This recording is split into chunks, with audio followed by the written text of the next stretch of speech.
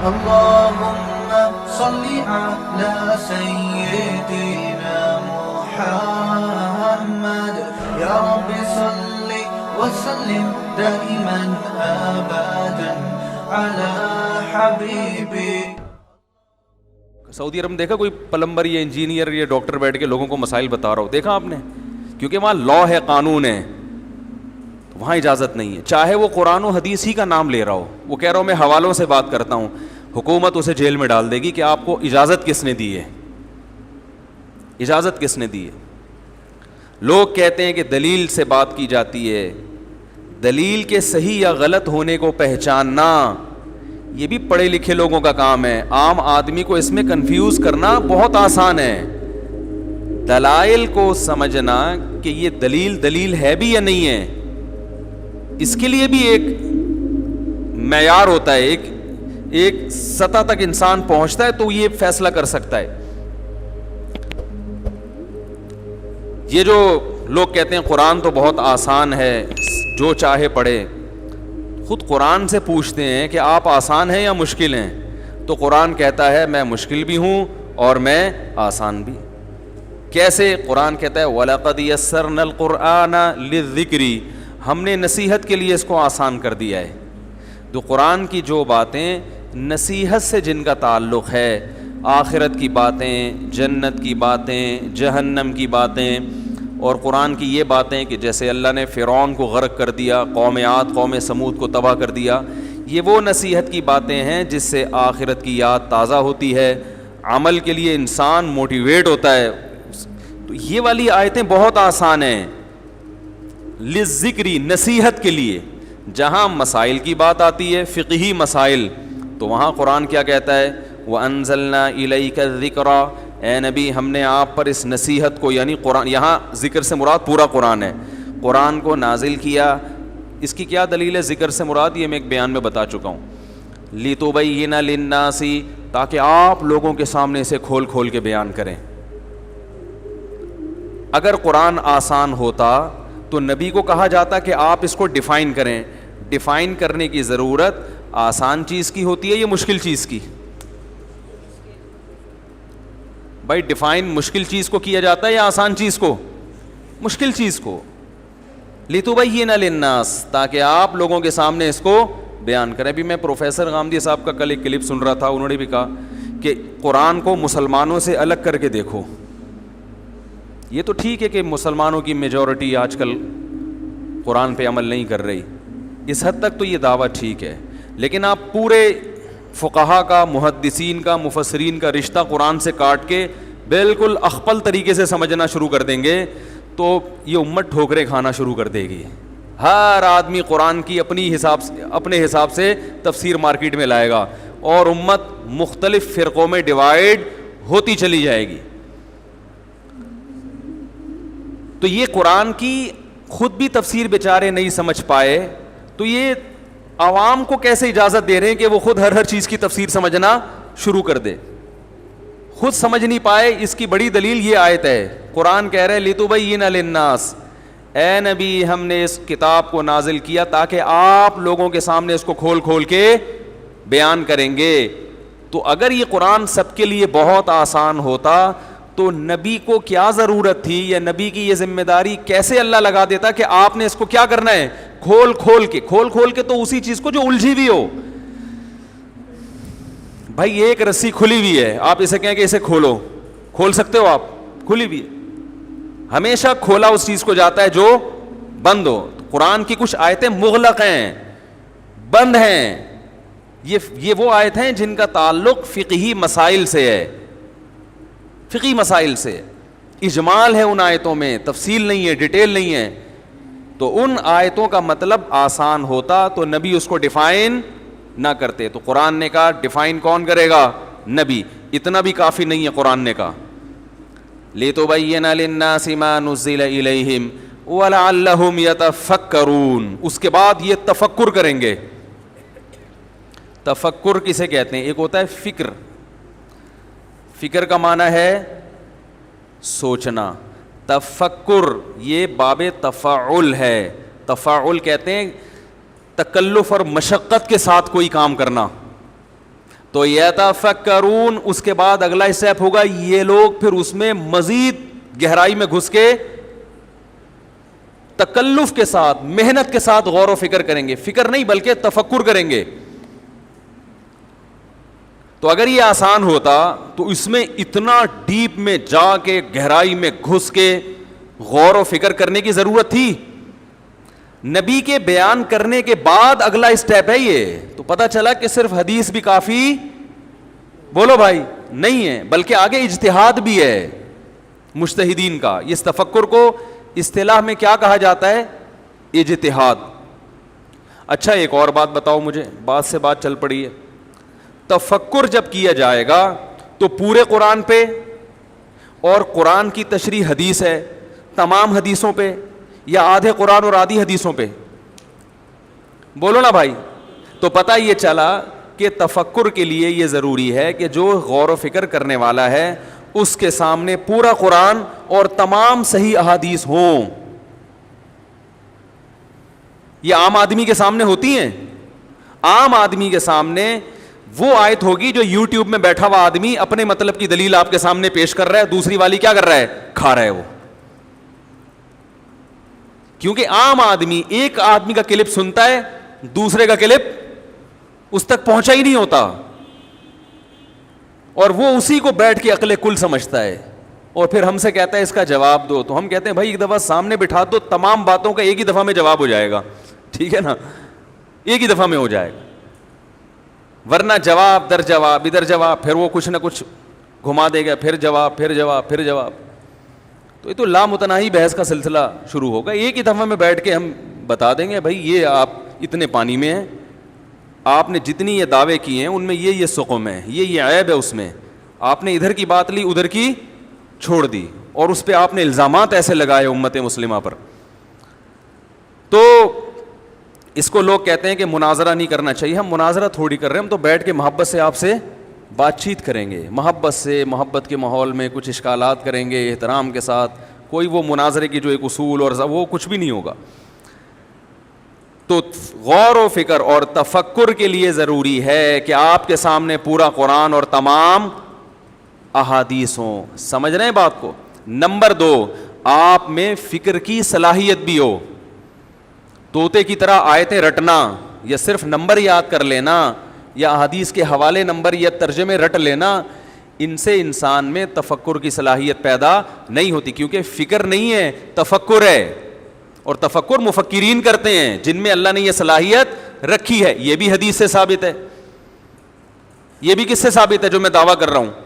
حدیث سے. آپ صلی اللہ علیہ وسلم نے فرمایا کہ میری بات سنو تو آگے لوگوں تک پہنچا دو, کیونکہ آپ نے فرمایا رب حامل فقہ غیر فقیہ, بہت سے لوگ علم کی بات جانتے ہیں سمجھتے, ارے بولو نا یار, نہیں. کیا مطلب؟ ممکن ہے ایسے کو پہنچا دو گے جو جان بھی لے گا اور سمجھ بھی لے گا. پتہ یہ چلا میرے بھائی, کچھ لوگ حدیث کے الفاظ جانتے ہیں, لفظی ترجمہ بھی جانتے ہیں, اس کا حقیقی مفہوم کیا ہے وہ مفہوم وہ نہیں سمجھتے. جبکہ آپ کہہ رہے ہیں ہر آدمی قرآن و حدیث سمجھ سکتا ہے, نبی کیا فرما رہے ہیں؟ ہر آدمی نہیں سمجھ سکتا. اب بتاؤ حدیث کے مطابق ان لوگوں کا دعویٰ درست ہے جو یہ کہتے ہیں ہر آدمی قرآن حدیث سمجھ سکتا ہے, یا میرا دعویٰ درست ہے؟ میں کہہ رہا ہوں ہر آدمی نہیں سمجھ سکتا.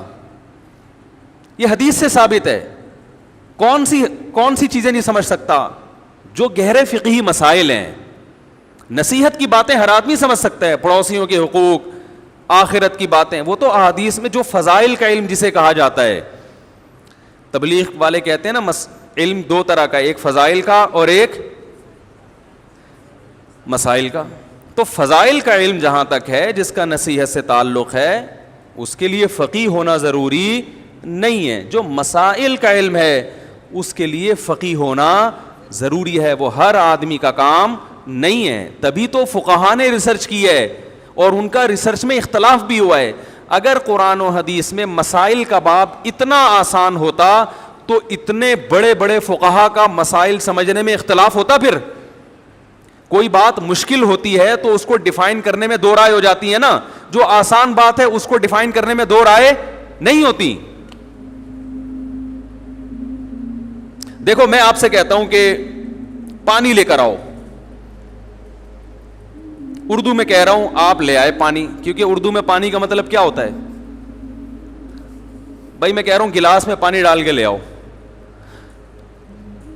3 بیٹے ہیں, تینوں کو میں نے کہا کہ 3 بچوں فار ایگزامپل میں نے کہا کہ جاؤ پانی لے کر آؤ, تو وہ تینوں کا اس کی شرح میں اختلاف ہوگا کہ ابا کیا کہہ رہے ہیں.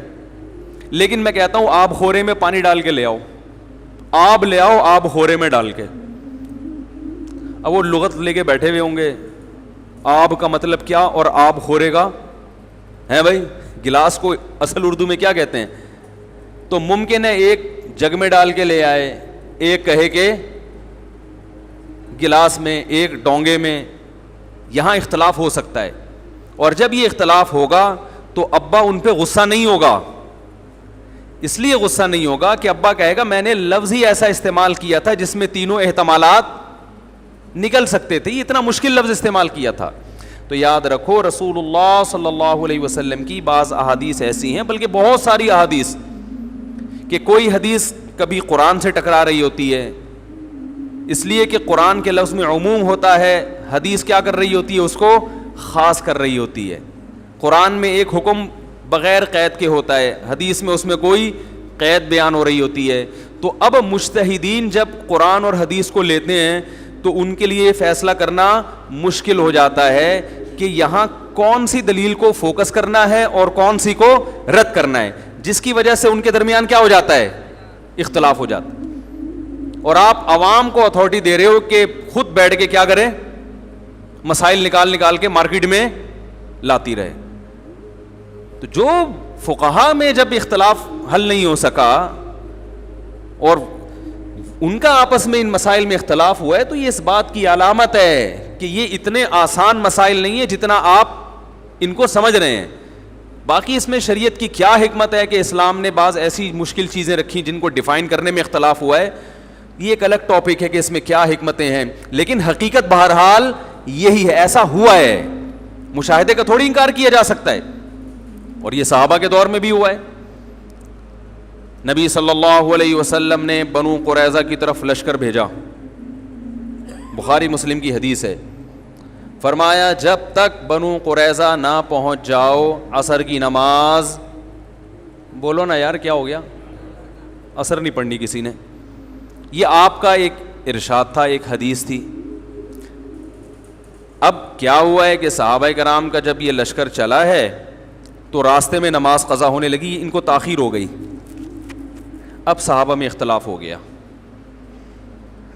بعض حضرات نے کہا کہ نبی نے جو کہا تھا کہ راستے میں نماز نہیں پڑھنی, تو نبی صلی اللہ علیہ وسلم کے علم میں یہ بات نہیں تھی کہ نماز قضا ہو جائے گی. بھائی ہم جب کسی کو کہتے ہیں بھائی مقام پہ پہنچ کے نماز پڑھو, اس لیے کہ ہمیں یقین ہوتا ہے کہ آپ وقت کے اندر اندر مقام پہ پہنچ جائیں گے. تو یہ کہا تھا, یہ ارشاد فرمایا تھا کہ مقام پہ پہنچ کے نماز پڑھو, تو یہ اس صورت میں حکم تھا کہ جب مقام پہ پہنچنا ممکن بھی ہو. اب چونکہ ممکن نہیں ہے تو نماز قضا کرنے کی اسلام میں اجازت نہیں ہے. قرآن کہہ رہا ہے حافظوا علی الصلوات والصلاۃ الوسطی, نمازوں کی حفاظت کرو, خصوصاً درمیانی نماز کی, عصر کی نماز کی تو اللہ نے خاص طور پر تاکید کی, تو ہم کیسے چھوڑ دیں. کیا کوئی کہہ سکتا ہے کہ ان صحابہ کا مقصد حدیث کی مخالفت؟ اب کوئی جاہل اٹھے اور حدیث کا حوالہ نمبر پیش کر دے اور ٹائم بتا دے کہ اتنے بج کے, اس زمانے میں تو حوالہ یہی ہوگا نا, اتنے بج کے اتنے منٹ میں نبی نے یہ فرمایا ہے کہ جب تک بنو قریظہ نہ پہنچ جاؤ عصر کی نماز نہ پڑھنا, اور تم پڑھ رہے ہو لہذا تم گمراہ ہو, اندھے مقلد ہو, حدیث حوالے کے ساتھ پوری سند کے ساتھ پیش کر رہا ہوں لیکن آپ اس کو فالو نہیں کر رہے, تم اپنے جو ہے نا دکانیں کھول کے بیٹھے ہوئے ہو, صحیح ہے نا, اور یہ 15ویں صدی کے مولوی ہیں, یہ یوں ہیں, اس طرح کے تانے دینا کوئی شروع کر دے تو یہ جہالت کی بات ہوگی کہ نہیں ہوگی؟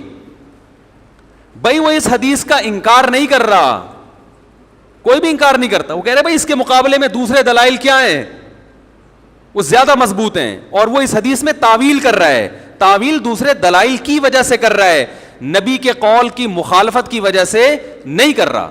آج آپ کوئی بھی بخاری کی حدیث پیش کر دیں نا, آپ کہیں اس کا یہ مطلب ہے, تو لوگ کہیں گے اصل میں یہ مولویوں نے اپنی طرف سے مطلب نکالے ہوئے ہیں اپنی دکانیں چمکانے کے لیے. یہ کہتے ہیں کہ نہیں کہتے؟ اصل میں ان کے سامنے جب قول رسول آتا ہے تو یہ اپنے اندھے مقلد ہونے کی وجہ سے اس قول رسول کو گھمانا شروع کر دیتے ہیں. تو یہ جہالت کی بات ہے. تو نبی صلی اللہ علیہ وسلم نے جو فرمایا, تو بعض صحابہ نے کہا کہ ہم نماز یہیں پڑھیں گے, اور بعض نے قول رسول کے ظاہری الفاظ کو دیکھا کہ بھئی اس موقع پہ نبی کا حکم یہی ہے کہ نماز چھوڑنی ہے تو ہم نماز چھوڑیں گے. تو اب یہاں نبی صلی اللہ علیہ وسلم کی حدیث کو ڈیفائن کرنا صحابہ کے لیے آسان تھا یا مشکل تھا؟ مشکل تھا, تبھی تو اختلاف ہوا. اگر قرآن و حدیث آسان, ہر جگہ آسان ہوتا تو صحابہ میں یہاں دو رائے کیوں بنتی؟ وہ کہتے ہیں یہ تو بہت آسان ہے, اس کا تو یہی مطلب ہے, اس کے علاوہ کوئی مطلب ہی نہیں ہے. پتہ ہی چلا بھائی اختلاف ہونا اس کی علامت ہے کہ آسان نہیں. اہل حق میں اگر اختلاف ہو, ہاں جو جاہل لوگ ہیں یا جو شہوت پرست لوگ ہیں وہ اختلاف کرتے ہیں خواہشات کی بنیاد. اہل حق میں اگر اختلاف ہو رہا ہے تو یہ اختلاف ہونا اس کی علامت ہے کہ اس حدیث کا مطلب اتنا آسان نہیں ہے جتنا کوئی پلمبر بیٹھ کے بتا رہا ہے آپ کو. اتنا آسان نہیں ہے. آپ نے یک طرفہ دلیل سنی ہے اور آپ تمام فقہا سے بدگمان ہو رہے ہیں. تو دوسرا فریق تھا, اس نے کہا نہیں ہم پڑھیں گے. جب یہ لشکر واپس پہنچا ہے تو آپ صلی اللہ علیہ وسلم نے نہ تو نماز پڑھنے والوں کی مخالفت کی, ان کو برا کہا, اور نہ نماز چھوڑنے والوں. کیوں؟ آپ صلی اللہ علیہ وسلم یہ بات جانتے تھے کہ میری جو ورڈنگ ہے, میرے جو الفاظ ہیں, اس سے دونوں مطلب نکالے جا سکتے ہیں, لہذا میں کسی کو ملامت نہیں کر سکتا. ہائے ہائے کاش یہ بات سمجھ میں آ جائے. تو اس سے پتہ چلا بہت سی احادیث ایسی ہیں جن سے دو متضاد مطلب نکل سکتے ہیں. ایک مطلب کی طرف امام ابو حنیفہ چلے جاتے ہیں, دوسرے مطلب کی طرف امام شافعی چلے جاتے ہیں. تو اب اس میں امت کی خیر خواہی اسی میں ہے, دونوں مطلب کو صحیح مان کر کسی ایک مطلب کو فالو کرنا شروع کر دے. اور اگر وہ یوٹیوب پہ کلپ بنا کے بولے یہ والا مطلب قرآن و حدیث کی روشنی میں صحیح ہے چونکہ یہ میری رائے ہے, باقی اندھی تقلید ہے, تو وہ امت میں فرقہ واریت پھیلا رہا ہے, وہ امت میں فتنہ پھیلا رہا ہے. لیبل یہ لگا رہا ہے کہ میں لوگوں کو قرآن و سنت پہ جمع کر رہا ہوں, لیکن نہ عملی طور پر لوگ قرآن و سنت پہ جمع ہو رہے ہیں. کیونکہ آپ ان کے نیچے کمنٹس پڑھا کریں, جس طرح کی نیگیٹیوٹی پھیل رہی ہے اور جس طرح علماء کا بغض لوگوں کے دلوں میں پھیلایا جا رہا ہے, اس سے صاف پتہ چلتا ہے کہ اس امت میں نفرتوں کا ماحول بڑھ رہا ہے, کم نہیں ہو رہا. اور اس نفرت میں اور ایک عام نفرت میں فرق یہ ہے کہ جب انسان ویسے نفرتوں کا ماحول پھیلاتا ہے تو اس کو برا سمجھتا ہے, لیکن جب قرآن و حدیث کا لیبل لگا کے نفرتوں کا ماحول پھیلائے تو کرتا نفرت ہے, مگر اس نفرت کو ثواب سمجھ کے کرتا ہے. یہ زیادہ خطرناک ہے. آ رہی ہے؟ نہیں آ رہی میرے خیال, یہاں تک آ گئی سمجھ میں. تو یہ جو آج کل قرآن حدیث کے نام پہ کلپ بازی ہو رہی ہے نا, اس سے لوگ نفرت بھی کر رہے ہیں آپس میں, گالیاں بھی دے رہے ہیں ایک دوسرے کو, اور اس گالیوں کو اور اس نفرت کو کیا سمجھ رہے ہیں؟ بولو بھائی, ثواب. تو وہی قدیم طریقہ جو چلا آ رہا ہے نا وہی بہتر ہے. کسی ایک مجتہد کو فالو کریں اور دوسرے پہ طنز نہ کریں. بھائی وہ بھی ٹھیک ہے, یہ بھی ٹھیک, کیونکہ مجتہد کا اختلاف ہونا خود اس کی علامت ہے کہ یہاں دو مطلب نکلتے تھے, ورنہ اتنے بڑے بڑے مجتہدین اختلاف نہ کرتے. آپ نے ایک ذہن بنا لیا کہ دلیل اسی کو کہتے ہیں, تو آپ اپنے اس ذہن کی خود ساختہ جو آپ کی ایک اصول ہے نا, اسی کی بیس پر آپ مسائل نکالتے چلے جا رہے ہیں. آپ کو دوسرے کے اصول کا علم ہے. میں اصولی باتیں کر رہا ہوں, اصولی باتیں. لوگ کہتے ہیں اس پہ کوئی حوالہ دو, تو کتنے حوالے تو دے دیے میں نے آپ کو, صحیح بخاری مسلم کا حوالہ دے دیا. تو اب اگر کسی نے کوئی کمنٹ کرنا ہے نا تو وہ حوالے کے ساتھ کرے کہ نہیں مفتی صاحب نے جو یہ کہا ہے کہ امت کی دو قسمیں ہیں, کہ کچھ حدیث کو سمجھنے والے کچھ نہ سمجھنے والے, مفتی صاحب نے یہ بات غلط کہی ہے بخاری کی حدیث اور حدیث نمبر فلاں کی وجہ سے. تو ایسا کوئی ان کے پاس دلیل نہیں ہے, اور امت کو مختلف قسم کے فرقوں میں مسلسل توڑا جا رہا ہے. تو بات کہاں سے کہاں نکل گئی یار, کیا کر رہا تھا میں آپ کو, میں نے کیوں بٹھایا ہوا ہے یہاں پہ؟ نہیں, یہ جو بات یہاں سے ٹرن مارا نا میں نے, کیا بول رہے ہیں اولادوں پر, تو ابھی آؤں گا میں. ایک دم تو کراچی نہیں آئیں گے نا ہم, درمیان میں جو اسٹیشن ہم نے مس کیے ہیں.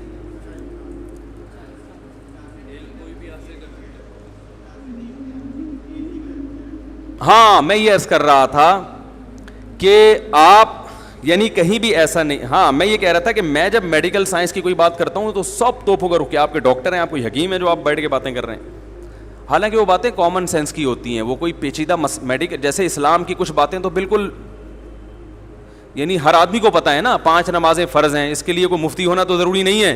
حج کرنا فرض ہے, سال میں 1 دفعہ زکوٰۃ فرض ہے. تو ایسے ہی میڈیکل سائنس کے کچھ اصول ایسے ہیں جن کے لیے ڈاکٹر ہونا ضروری نہیں ہے, تو وہ ہم بیان کر دیتے ہیں. ہم کون سا کوئی گردے کا آپریشن کر رہے ہیں آپ کے یہاں بیٹھ کے. میں نے کہا نا کہ میری کلینک ہے, میں نے گردے کے بارے میں اتنی کتابیں پڑھ لی ہیں کہ اب میں آپریشن کر سکتا ہوں. تو پھر آپ کہیں بھائی کتابیں پڑھنے سے آدمی ڈاکٹر نہیں بن جاتا. تو ممکن ہے آپ بھی یہ کہیں کہ آج کل انجینئر اور ڈاکٹر لوگ دین اسلام کی وہ اصولی اور بیسک باتیں کر رہے ہیں کہ جس کے لیے مفتی ہونا ضروری نہیں ہے. تو یہ بات غلط ہے, وہ ایسا نہیں کر رہے. وہ کہہ رہے ہیں ہر مسئلے میں ہم کیا ہیں, فنٹر ہیں, حالانکہ وہ زیرو ہیں ان مسائل میں. ہر مسئلے میں ٹانگ اڑائی جا رہی ہے. تو بیسک تو یہ 5 نمازیں, توحید, اس میں تو جیسے تبلیغ والے 6 نمبر بیان کرتے ہیں, اس کے لیے مفتی ہونا ضروری نہیں ہے, وہ تو ہر آدمی بیان کر سکتا ہے. تبلیغ والے اس بارے میں ایک اصولی بات کرتے ہیں, فضائل کا علم فضائل کے حلقوں میں, وہ عامی بھی بیان کر سکتا ہے. مسائل کا علم کس سے, علماء سے پوچھا جائے جو اس کے اہل ہیں. تو اور اب انشاءاللہ ہم نے اسٹوڈیو بنا لیا ہے. لوگوں کو جو اشکال ہوتا ہے نا, مفتی صاحب احادیث پیش کرتے ہیں, حوالہ نہیں ہوتا, میں بار بار اس اشکال کا جواب دے چکا ہوں کہ میں یہاں واعظ و نصیحت کے لیے بیٹھتا ہوں, یہاں کتابیں لانا میرے لیے ممکن نہیں ہے. تو اب انشاءاللہ ہم نے اسٹوڈیو بنا لیا ہے, وہاں جو باتیں ہم کر رہے ہیں نا, جو اب یہ بہت سارے مسائل ہیں جن کا بھی ہم نے جواب دینا ہے. طلاق ثلاث کا مسئلہ بہت اہم ہے, 3 طلاقوں کے بعد لوگ کہاں سے فتویٰ لے کر آ رہے ہیں. اسی طرح تراویح کا مسئلہ ہے, رفع الیدین کا مسئلہ ہے, جن میں یہ مسائل امت میں ختم ہو چکے ہیں لیکن لوگ اٹھا رہے ہیں اور علماء پہ طنز کر رہے ہیں. تو ان تمام چیزوں پہ انشاءاللہ ہم الگ الگ کلپ ریکارڈ کروائیں گے, پھر اس میں بتائیں گے کہ کس طریقے سے غلو کیا گیا ہے, کیسے جھوٹے دعوے کیے گئے ہیں. تو وہ ساری پول پٹیاں انشاءاللہ اللہ نے چاہا تو کھلیں گی. لیکن وہ اسٹوڈیو میں اس لیے ہوگا کہ ہر آدمی کا یہ مسئلہ نہیں ہے, ہر آدمی کو رفع الیدین, امام کے پیچھے آمین سے دلچسپی نہیں ہے. تو چند لوگوں کے مسائل ہیں, تو ہم ان کو پوری دنیا کے سامنے بیان کرنا شروع کر دیں. اس سے جو لوگ ان مسائل میں دلچسپی نہیں لیتے ان کو 2 نقصان ہونے کا خطرہ ہوتا ہے. ایک نقصان تو یہ کہ یا تو ان کا ٹائم ضائع ہوتا ہے, دوسرا نقصان یہ کہ ان میں بھی خارج کی بیماری پیدا ہونے کا خطرہ ہوتا ہے. وہی بتا رہا ہوں, یہ بڑا مسئلہ ہے. تو جو پہلے سے خرشیلے ہیں ان کی خارج تو ٹھیک کی جائے گی, لیکن جن کو نہیں ہے ان کو بھی لگا دو, کیونکہ علماء کی یہ بھی ذمہ داری ہے کہ دیکھو جو لیڈر ہوتا ہے یا جو مقتدا ہوتا ہے اس کی یہ بھی ذمہ داری ہے کہ ایسی چیزیں لوگوں کے سامنے ڈسکس کرے جو اہم ہیں, تاکہ لوگ ان کی اہمیت دل میں اتاریں. اگر آپ ایک ہی موضوع کو لے کے شروع کر دیں گے نا تو لوگوں کی ایک نفسیات ہے, وہ اس کو اہم سمجھنا شروع کر دیتے ہیں. مخصوص خطیب آپ نے دیکھے ہوں گے 2-4 ٹاپک پہ گھما کے لوگوں کی نظر میں اس کو اسلام کا سب سے بڑا مسئلہ بنا دیتے ہیں, چاہے وہ لوگ نماز نہ پڑھ رہے ہوں, زکوٰۃ نہ دے رہے ہوں, والدین کے حقوق ادا نہ کر رہے ہوں, لیکن لوگ سمجھتے ہیں کہ دنیا میں اس سے بڑا مسئلہ کوئی ہے ہی نہیں. وہ اس لیے کہ انہوں نے اپنے خطیبوں سے سنا ہی وہ ہوتا. اب جو میرے بیان میں بیٹھتے ہیں وہ سمجھتے ہیں 4 شادیوں سے بڑا مسئلہ اسلام میں کوئی ہے ہی نہیں.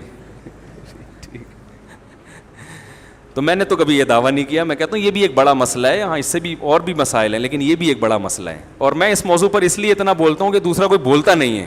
اگر دوسرے بولنا شروع کر دیں میں ایک دم چپ ہو جاؤں گا, ایک دم چپ, بولوں گا ہی نہیں. تو بھائی بات کوئی بول نہیں رہے نا, ہر چیز پہ کلپ بازی ہو رہی ہے. یوٹیوب پہ دیکھو ہر ٹاپک پر آپ کو ملے گا. یہ اتنا اہم ٹاپک ہے, لڑکیوں کی زندگیاں برباد, جو بیچاری طلاق ہو گئی پوری زندگی طلاق کی حالت میں گزر جائے گی, جو ایک دفعہ بیوہ ہو گئی بس وہ ہندوؤں کی طرح ہمیشہ کے لیے مایوس, بچی پیدا ہوتے ہی ماں باپ رونا شروع کر دیں. تو یہ حالات اسی نظام کی وجہ سے تو ہیں بھائی. تو چیخنا پڑتا ہے, بولنا پڑتا ہے. میرا ذاتی مفاد اس میں ایک دھیلے کا بھی نہیں ہے کہ میں اس موضوع پر بیان کرتا ہوں تو کوئی مجھے 50 روپے ہدیہ دے دیتا ہوں. آج دوبارہ آپ نے بڑا اچھا 4 شادیوں بولا, یہ 50 روپے لے لیں, ایک بھی نہیں ہے. گالیاں الگ سننے کو ملتی ہیں. تو اور پتہ نہیں کیا کیا. اب تو سوشل میڈیا پہ میرے خلاف پورا ایک جماعت ہے جو تلاش کر رہی ہے کوئی فالٹ ملے اور ہم اس کو ہائی لائٹ کریں, تلاش کر رہی. جھوٹے فتوے تو بہت آئے ہیں. مفتی تقی عثمانی صاحب اتنے بڑے عالم, ان کی جھوٹے مہریں لگا کے ان کے جھوٹے سگنیچر اور دارالعلوم کبھی بنوری ٹاؤن کبھی کیا, وہ تو اللہ جزائے خیر دے, ان بڑے اداروں نے الحمدللہ خود ہی برات کا اعلان کیا, ہمارا کوئی ایسا فتویٰ نہیں ہے, لیکن وہ بہت زیادہ تیزی سے یہ کام ہو رہا ہے. تو ان کو تو کچھ بھی مل گیا یہ تو اٹھا کے پھینک دیں گے. یہ تو ذلیل اسی وجہ سے کریں گے کہ ان کی دم پہ الحمدللہ پاؤں رکھ دیا میں نے, کیونکہ یہ دو قسم کی چیزیں ہیں مارکیٹ میں جو بہت پریشان ہیں مجھ سے. ابھی میں نہیں بتاؤں گا, چھوڑو. دو قسم کی چیزیں مارکیٹ ہیں, بس چھوڑیں یار وہ پھر. تو آپ خود ہی اندازہ لگا لیا کرو کس قسم کی چیزیں پریشان چل رہی ہیں آج کل. چیز کہہ رہا ہوں تاکہ بہت مبہم رکھوں, انسان بھی نہیں کہہ رہا, تاکہ اس میں جانور بھی آ جائیں, بے جان چیزیں بھی آ جائیں, نظریات بھی آ جائیں, اور ہو سکتا ہے انسان ہو وہ, ٹھیک ہے نا. تو اس لیے میں بہت عموم پیدا کرنے کے لیے دو قسم کی چیزیں کہہ رہا ہوں. تو بات یہ چل رہی تھی میرے بھائی کہ اللہ تعالیٰ نے ہمیں حکم دیا ہے کہ اپنی اولاد کی تربیت کی فکر کریں. کیا کریں یار, جب تک وہ تبصرہ نہ ہونا تو مزہ نہیں آتا. ابھی میں اپنا کلپ سن رہا تھا, اس میں وہ کوئی پرانا میرا کلپ تھا, اس میں کہیں یہ بات آئی تھی کہ یورپ کا بیچارہ یورپ جو ہے نا, ان کا ایک فیملی سسٹم تباہ ہو گیا, چچا ماموں نانے ممانیاں ختم ہو گئے نا. کبھی سنا اوباما کی ممانی, ٹھیک ہے نا. تو اس پہ لوگوں نے بہت نیگیٹو, بعض چینل ایسے ہیں جن پہ جب وہ کلپ چلتا ہے تو 99% نیگیٹو ہی کمنٹس آتے ہیں, کیونکہ ان کو جب کسی کو کوئی بندہ ہی اچھا نہ لگے نا تو پھر اس کی کوئی بات اچھی نہیں لگتی. ان کو بندہ ہی اچھا نہیں لگ رہا تو وہ کہہ رہے ہیں یار یہ جو بھی کرے گا یہ کیا ہوگا. تو میں وہ سن رہا تھا, انہوں نے کہا کہ ان مولویوں کو دیکھو, فیملی سسٹم کی بات میں لگے رہتے ہیں اور تربیت کی کوئی فکر نہیں ہے. یہ کہتے ہیں بچوں کی لائن لگا دو اور تربیت کی کوئی فکر, بولو بھائی, نہیں کرتے. تو میں ان کے اس اشکال کو ذرا ایک مہذب انداز میں پیش کرتا ہوں تاکہ اشکال مضبوط ہو جائے, تاکہ اشکال کیا ہو جائے, کیونکہ جب اشکال ٹائٹ ہوتا ہے تو پھر جواب کا بھی اپنا, بولو نا, مزہ ہوتا ہے. یعنی ان کے اشکال کو میں اور تھوڑا سا پاورفل طریقے سے بیان کر رہا ہوں. وہ ٹیکنیکل طریقے سے ان کے اشکال کو جو کیا جائے گا نا وہ یہ ہے کہ دنیا میں ہر کام پلاننگ سے ہوتا ہے تو اچھا ہوتا ہے. بغیر پلاننگ کے بچے پیدا کرتے چلے جاؤ تو چور اور ڈاکو پیدا ہوں گے. وہ کیا پیدا ہوں گے بھائی, ہر کام پلاننگ سے ہوتا ہے نا. اس میں دو رائے ہو سکتی ہیں, کوئی نہیں. تو یہ کیا بات ہے کہ ہر چیز میں پلاننگ اور بچے بغیر کسی فیملی پلاننگ کے دے مار 4.5. تو ظاہر ہے چور اچکے گھنٹیاں بجا کے بھاگنے والے ہیں, پھر ان کے پاس کھانے کو روٹی نہیں ہے, پہننے کو کپڑا نہیں ہے, پھر لڑیں گے, صبح ناشتے پہ لڑیں گے اگر ناشتہ ملا ان غریبوں کو, اور ایک کمرے میں 20 ایک چادر میں سوئیں گے. یہ انہوں نے نہیں کہا, لیکن ان کے ذہن میں جو چیزیں, جو لبرل لوگوں کے ذہن میں یہی باتیں ہوتی ہیں جس کی وجہ سے وہ یہ کہتے ہیں. تو اصل میں جب کچھ بنیادی چیزوں میں اختلاف ہوتا ہے نا, بیسک, تو پھر آگے ان پہ اٹھنے والے اشکالات کا جواب دینے سے کوئی فائدہ نہیں ہوتا. جب آپ اولاد کو ایک بوجھ سمجھنا شروع کر دیتے ہیں تو پھر یہ اشکال بالکل درست ہے. لیکن ہم عقل سے پوچھتے ہیں اور قرآن سے پوچھتے ہیں تو پتہ یہ چلتا ہے کہ اولاد بوجھ نہیں ہے, خدا کا تحفہ ہے, گفٹ ہے. گفٹ لینے میں کوئی پلاننگ نہیں ہوتی, گفٹ ملنے کے بعد خرچ کیسے کرنا ہے, استعمال کیسے کرنا ہے, اس کے لیے پلاننگ کی, بولو بھائی, ضرورت. قرآن کے الفاظ دیکھو, یَهَبُ لِمَن یَشَاءُ اِنَاثًا, اللہ ہبہ کرتا ہے جس کو چاہتا ہے بیٹیاں. ہبہ عربی میں, ہبہ کا جو اردو میں ترجمہ ہے تحفہ اور گفٹ. یَهَبُ عطا کرتا ہے, ہبہ کرتا ہے جس کو چاہتا ہے بیٹیاں. وَيَهَبُ لِمَن يَشَاءُ الذُّكُورَ, جس کو چاہتا ہے بیٹے گفٹ کر دیتا ہے. اَوْ يُزَوِّجُهُمْ ذُكْرَانًا وَإِنَاثًا, جس کو چاہتا ہے دونوں دے دیتا ہے. تو اولاد کیا ہے, گفٹ ہے, تحفہ ہے. کیوں تحفہ؟ اس لیے کہ یہ کما کے بھی دے گی آپ کو, آپ کی تنہائی بھی دور کرے گی. اس پہ جتنا انویسٹ ہوگا نا اس سے زیادہ یہ آپ پہ لگائے گی. بھائی کسی تجارت میں انویسٹمنٹ کم ہو اور پروفٹ زیادہ ہو تو تو وہ تجارت بوجھ ہوتی ہے یا تحفہ ہوتا ہے؟ اگر کسی نے کوئی آپ کو ایسا پیکج لا کے دیا یار اتنے پیسے لگاؤ گے اتنے ملیں گے, تو آپ یہ سمجھو گے یہ میرے پیسے مجھ سے چھین رہا ہے, ہو توبہ توبہ کیسا نالائق آدمی ہے, یہ تو تاوان ہے. آپ بولو گے یار میرے لیے یہ پیکج ایک بہت بڑا گفٹ ہے, بہت بڑا تحفہ ہے. تو اللہ نے اولاد کو تاوان نہیں کہا, جرمانہ نہیں کہا, ٹینشن نہیں کہا, بلکہ اللہ نے اولاد کو کیا کہا ہے؟ گفٹ, تحفہ.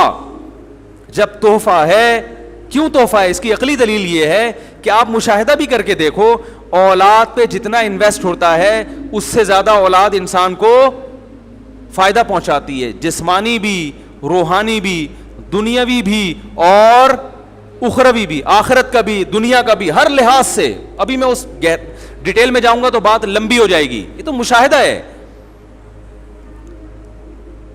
تو اب مجھے ایک اور, حضرت جبریل علیہ السلام حضرت مریم کے پاس آئے.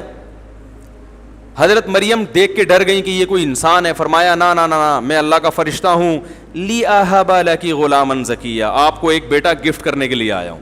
جہاں بھی اولاد کا لفظ آیا یہ نہیں ہے کہ ایک مصیبت آپ کے کندھے پہ ڈل جائے گی جس کی وجہ سے آپ ٹینشن میں پڑ جائیں گے. حالانکہ وہ تو ٹینشن میں آ گئی تھی حضرت مریم, لیکن بھائی نتیجے کے لحاظ سے, انجام کے لحاظ سے یہ آپ کے لیے گفٹ ہی ثابت ہوگا. تو اولاد وقتی طور پر انسان کی ذمہ داریوں کو بڑھا دیتی ہے, لیکن نتیجے کے لحاظ سے, انتہا کے لحاظ سے, رزلٹ کے اعتبار سے کتنی زبانیں استعمال کر رہا ہوں تاکہ کوئی بھی زبان تو سمجھ میں آئے آپ کے, جو رزلٹ اس کا ہوتا ہے وہ برا نہیں ہوتا, اچھا ہوتا ہے. الا ماشاء اللہ کہیں کچھ الٹا ہو گیا, وہ تو ہر چیز میں, گاڑی خریدو تو تحفہ ہے نا, یہ وہ ٹھک بھی جاتی ہے, مار بھی دیتی ہے انسان کو. لیکن اب اس کا مطلب یہ تھوڑی کہ گاڑی ایک گفٹ نہیں ہے یا گاڑی ایک مصیبت ہے. ہاں نعمت ہے لیکن بن گئی مصیبت. وہ تو ہر چیز میں, آپ بندوق خریدتے ہیں, کسی نے آپ کو ایک بندوق گفٹ کر دی دشمنوں سے مقابلے کے لیے, بعض وہ چل کے خود بھی لگ جاتی ہے. تو ہر گفٹ میں اس بات کا احتمال ہوتا ہے کہ نقصان کا سبب بن جائے. تو اولاد بھی ایک گفٹ ہے, مگر کبھی کبھار بگڑ کے الٹا نقصان پہنچا دیتی ہے. اس کا یہ مطلب نہیں ہوتا کہ یہ تحفہ نہیں ہے. تو قرآن نے اس کو تحفہ کہا, عقل کے لحاظ سے تحفہ ہے. تو آپ مجھے بتاؤ کوئی دنیا میں ایسا بیوقوف آپ نے دیکھا کہ جس کے پاس گفٹ آتے ہوں تو پلاننگ کر کے لیتا ہو کہ اتنے آئیں گے, اس سے زیادہ میں گفٹ ہے بھائی نہیں لوں. کسی نے آپ کو گفٹ دیا لفافے میں 50,000 روپے ڈال کے, پھر آپ شادی میں گئے, اپنی شادی میں دوبارہ چلے گئے. ہمارے یہاں یہ بھی ایک پیکج ہے کہ آپ اپنی شادی میں دوبارہ گئے تو پھر دولہے کو ملتے ہیں نا پیسے. چلو آپ کی والی مثال دیتا ہوں, یہ والی چھوڑ دیتا ہوں میں. آپ کسی شادی میں گئے, آپ ایک دن پریشان ہوئی کس قسم کی مثالیں دے رہے ہیں بھائی. آپ شادی میں گئے, آپ کو کسی نے, بلکہ آپ نے دولہے کو گفٹ دیا, لفافے میں ڈال کے دیتے ہیں, 5,000 کا نوٹ آپ نے دولہا کو دے دیا. دوسری شادی میں گئے, وہاں بھی دولہا کو دے دیا. وہی پہلے والے دولہے کے پاس اور بھی لوگوں نے گفٹ دیا. تو دولہا کیا پلاننگ کر کے بیٹھا ہوتا ہے کہ اتنے گفٹ لوں گا, اس سے زیادہ ہے بھائی نہیں لوں گا. بھائی جو گفٹ ہے وہ تو جتنا آ جائے اچھا ہے. کسی اور وجہ سے انکار کر دے تو ایک الگ بات ہے کہ وہ سمجھتا ہے کہ آپ اس پر احسان جتلا رہے ہیں تو پھر میں تعلق یعنی احسان جتلائیں گے اس لیے منع کر دے. لیکن حقیقت میں اچھا اور چھوڑو, آپ کو کمپنیاں بونس دیتی ہیں, وہ بھی تو ایک قسم کا گفٹ ہوتا ہے نا. کمپنی ڈبل بونس دے دے, ہر مہینے بونس دینا شروع کر دے. آپ کہو گے اس بونس کی تو میں نے پہلے سے کوئی پلاننگ کی ہوئی نہیں ہے, آتے چلو لائن لگا دوں پیسوں کی, کیا ہے کیا میں گفٹ کی لائن لگوا دوں بغیر کسی پلاننگ کے؟ میرے گھر تحفے آتے رہیں ہیں اور پیسے آتے رہیں, یہ نہیں ہو سکتا بھائی. بھائی جان آپ اگر عقل مند ہوگے آپ کہو گے بھائی جو نعمت ہے وہ تو جتنی آ جائے آ جائے, آنے کے بعد اس نعمت کا صحیح استعمال کیا ہے اس کے لیے پلاننگ کرنی ہے. اس کے لیے کیا کرنی ہے؟ جب دولہا گھر جاتا ہے نا, اتنے سارے گفٹ, ادھر پینٹ میں بھی دیکھ رہا ہوتا ہے یہ والے وہ جو فلاں نے دیے تھے, اس میں دیکھوں لفافے میں کتنے پیسے ہیں, اور 5,000 کا نوٹ نکلا, الٹی پینٹ میں ہاتھ ڈالا. وہ تو شیروانی پہن کے جاتا ہے, ادھر پگڑی کے نیچے بھی چھپائے ہوئے ہوتے ہیں اس نے کچھ, ہاں تو ٹھیک ہے. وہ سارے گھر جا کے لفافے کھولتے ہیں, دیکھتا ہے بھائی ماشاء اللہ جتنے ولیمے پہ خرچ ہوا تھا اس کا ڈبل مل گیا ہے الحمدللہ. تو پھر پلاننگ کرتا ہے یار اس کو تمیز سے خرچ کرنا ہے, پان گٹکے میں نہیں اڑانا. اتنے پیسے چمونی آپا کے پاس رکھوا دو, اتنے پیسے بینک میں جمع کروا دو, بھائی کوئی چمونی آپا نہ ہو یار بیان سن رہی ہوں اللہ کا واسطہ, وہ بس میری بڑی بہن ہی کی طرح ہوں گی جو بھی ہیں, کیونکہ میں تو کوشش کرتا ہوں ایسا نام مارکیٹ میں لے کر آؤں جو چل نہیں رہا. ہمارے زمانے میں چمونی آپا ٹائپ کی عورتیں ہوا کرتی تھیں, اب تو نہیں مل رہی. وہی محلے میں ہوتی ہیں نا بڑی, جو سب کا گھروں میں جانا, ان کا خیال ویال کرنا, مخبریاں کرنا, ہر محلے میں کچھ 2-4 اس قسم کی خواتین ہوتی ہیں, ٹھیک ہے نا. تو اب کیا ہے کہ جی اب دولہا کیا, اگر بغیر کسی پلاننگ کے خرچ کر دے گا تو بیوقوف ہوگا, اور اگر پلاننگ کرے گا تو عقل مند ہوگا. حضرت مریم کی جو والدہ تھیں, حضرت عمران کی زوجہ, ان کے حمل ٹھہرا, بچہ ہونے کا وقت آیا تو انہوں نے پلاننگ کی, ربی انی نذرت لک ما فی بطنی محررا, اے اللہ میں اس بچے کو بیت المقدس کی خدمت کے لیے رکھوں گی. تو پلاننگ ہو رہی ہے نا, بچہ پیدا ہونا ہے یا نہیں ہونا, اس کی پلاننگ نہیں ہو رہی. جب حمل ٹھہر گیا, اللہ نے گفٹ دیا, تو اب اس کو پیدائش سے پہلے پلاننگ کی جا رہی ہے. ہمارے یہاں الٹا ہو رہا ہے, پلاننگ کی جا رہی ہے کہ بچے کا ہونا ہے کہ نہیں ہونا, اس کی تو پلاننگ ہو رہی ہے. لیکن جب ہو گیا پھر کوئی پلاننگ کہ اس کو بنانا کیا ہے بھائی, کیا بنانا ہے, کیوں پیدا ہوا یہ کیا بنانا ہے اس کو آپ نے. اتنی بھی پلاننگ نہیں ہوتی کہ چلو ڈاکٹر نہ بناؤ, انجینئر نہ بناؤ, پروفیسر نہ بناؤ, انسان کا بچہ تو بنا دو, اس کی بھی پلاننگ نہیں ہوتی. تو چور, ڈاکو, اچکے اس لیے پیدا نہیں ہوتے کہ بچے زیادہ ہوتے ہیں, وہ اس لیے ڈاکو بنتے ہیں کہ پیدا ہونے کے بعد والدین کی طرف سے کوئی پلاننگ نہیں ہوتی. تو جن والدین کا بچوں کی تربیت کی پلاننگ کا ارادہ نہیں ہے, ہم ان سے نہیں کہتے کہ آپ بچے پیدا کریں, ہم کہتے ہیں یہ نعمت اسی کو ملنی چاہیے جو ان کی تربیت کی پلاننگ بھی کرے, اور اس کو زیادہ ملنی چاہیے. آپ کہہ رہے نہیں ہر ایک کو کم ملنی چاہیے, اس کا مطلب آپ لوگوں کو اللہ کی طرف سے جو گفٹ ہے, عطا ہے, اس سے محروم کرنے کا ذریعہ بن رہے ہیں. کاش کوئی اور زبان بھی مجھے آتی تو میں اس زبان میں بھی آپ کو سمجھا دیتا. اللہ کے بندو, نسل مت روکو, بہت نقصان دہ, خدا کی قسم اولاد کی کثرت, اس سے بڑی نعمت اگر کوئی ہوتی تو اللہ پیغمبروں کو وہ نعمت دیتا, اولاد والی نعمت نہ دیتا. ابراہیم علیہ السلام کو اللہ نے نوازا, قربانی علی اللہ نے کہا اے ابراہیم تو نے ہر قربانی میں پورا اترا, اب میں کیا کروں گا, پیسہ دوں گا, نہ, فرمایا کہ جاعلک للناس اماما, تجھے لوگوں کا امام بنا دوں گا. کیسے, تیری اولاد میں نبوت جاری ہوگی, تجھے اولاد بھی ملے گی, اور بیٹا ملے گا یعقوب, اسحاق, اور اسحاق کو بھی بیٹا ملے گا یعقوب. تو کس طرح نوازا جا رہا ہے, اولاد دے کے. حضرت مریم کو کیسے نوازا جا رہا ہے, بولو بھائی, اولاد دے کے. زکریا علیہ السلام کو کیسے نوازا جا رہا ہے, اولاد دے کے بڑھاپے میں. آپ کہہ سکتے ہیں ان کے تو 1-2 بچے تھے, بھائی اس لیے تھے کہ بڑھاپے میں ہوئے تھے, لیکن ان 1-2 کے پھر درجنوں ہوئے ہیں. نہیں آ رہی بات, ٹھیک ہے نا. یعقوب علیہ السلام کے تو 11 تو قرآن نے ذکر کیے ہیں جو بیٹے تھے, آگے بیٹیاں کتنی تھی وہ اس سے زیادہ ہیں, اور پھر ان کے پوتے نواسے کتنے تھے, 90 افراد تھے یعقوب علیہ السلام کے, جب وہ شام سے ہجرت کر کے مصر گئے ہیں. اور ایک عجیب بات یہ ہے کہ یہ کائنات بنی کس کے لیے, انسانوں کے لیے. دنیا میں کوئی جانور ایسا جس کی نسل روکنے کی بات ہوتی ہے جس کے لیے کائنات بنی ہے اس کو روکا جا رہا ہے, اور جو انسانوں کے لیے بنے ہیں, جو اس مقصود کائنات نہیں ہے, وہ دے مار 4.5, ان کو تو ٹیکے لگا کے انڈے نکالے جا رہے ہیں. یہ جو فارمی مرغی انڈے دے رہی ہے یہ گن پوائنٹ پہ دے رہی ہے, حقیقت بتا دوں آپ, اس کا اپنا ارادہ اتنے انڈے دینے کا, بولو بھائی, نہیں ہوتا. یہ کہہ رہی کیا مذاق ہے میرے ساتھ یار, ابھی تو کل ہی تو انڈا دیا, اتنا بڑا انڈا دیا ہے, ابھی دوبارہ پورے 24 گھنٹے تو ہونے دو. لیکن یہ انڈا نہیں دے گی تو پولٹری فارم والا بولے گا بھائی میری دکان کیسے چلے گی, تیرے باپ کو بھی انڈا دینا ہے. ایسی ویکسینیشن ہو رہی ہے کہ وہ اور اتنے بڑے بڑے انڈے دے رہی ہے. تو ہر چیز کی نسل کو بڑھایا جا رہا ہے. تو جو مقصود کائنات ہے وہ تو اصل ہے, اور رزق کی کمی نہیں ہوگی, اس لیے کہ اس کے بارے میں جو کیلکولیشن ہے نا, جو صحیح کیلکولیشن ہے, جو یورپ اور امریکہ کے جو ماہرین کی کیلکولیشن ہے, وہ کیلکولیشن یہ ہے کہ آبادی بڑھنے کی جو اسپیڈ ہے, وسائل بڑھنے کی اسپیڈ اس سے کئی گنا زیادہ ہے. ہماری کتابوں میں غلط کیلکولیشن بتائی جا رہی ہے ہمیں بیوقوف بنانے کے لیے. سمجھ رہے ہو کہ نہیں سمجھ رہے, کیونکہ دیکھو جب گھر میں مہمان آتے ہیں, آپ جب کھانا پکاتے ہو تو 10 افراد اگر آئیں گے تو کھانا 10 کا بناتے ہو یا 15 کا بناتے ہو؟ احتیاطاً زیادہ کا بناتے ہو. آپ میں تو اتنی سینس ہے, جو پیدا کرنے والا خدا ہے معاذ اللہ اس میں اتنی سینس نہیں ہے کیا کہ میں جتنے پیدا کر رہا ہوں اس سے زیادہ وسائل زمین میں رکھوں؟ اگر یہ خود بخود پیدا ہو رہے ہیں پھر تو آپ کو ضرورت, پھر تو ٹھیک ہے. لیکن اگر یہ خود پیدا نہیں ہو رہے بلکہ ان کو کوئی پیدا کر رہا ہے, تو اگر آپ خدا کے وجود ہی کے منکر ہیں, آپ یہ سمجھتے ہو سب کچھ اتفاق سے ہو رہا ہے, پھر جو چاہے آپ کیلکولیشن لا کے بیوقوف بنا دے لوگوں کو. لیکن اگر ہم مومن ہیں, ہم مسلم ہیں, ہم تو مسلمانوں کی بات کر رہے ہیں بھائی, ہم کافروں کو تھوڑی کہہ رہے ہیں نسل بڑھانے کو. تو پھر یہ پیدا ہوتے نہیں ہیں بلکہ پیدا کیا جاتا ہے, اور جو کرتا ہے وہ ان کی ضرورتوں سے واقف ہے. ضرورت سے واقف نہ ہوتا تو پیدا ہوتے ہی ماں کی چھاتیوں میں دودھ نہ پیدا کرتا.